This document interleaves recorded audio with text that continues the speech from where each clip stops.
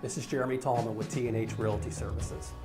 A common question we receive from investors new to the central Indiana market is, what type of cash-on-cash return should I expect in Indianapolis?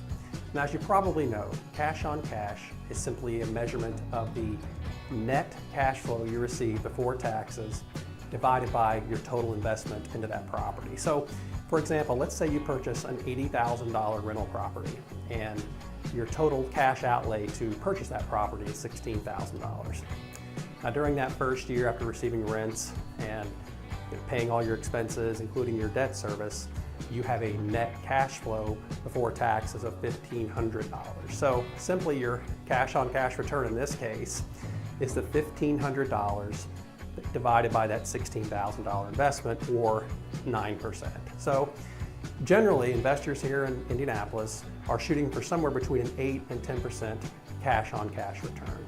Now, as I've noted in other videos I've done, that return, like the other returns that are measured, has went down significantly over the past several years because of the influx of investors into our market. So now, another thing to keep in mind is cash-on-cash can vary significantly from year to year. So again, for example, let's say in that second year of your investment, you have to replace the furnace.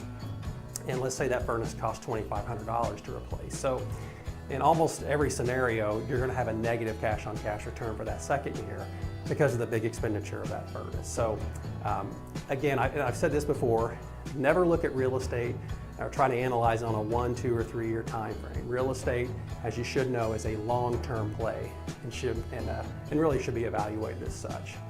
If you have any questions about cash-on-cash return or investing in the central Indiana market generally, please don't hesitate to contact me, and thanks for watching.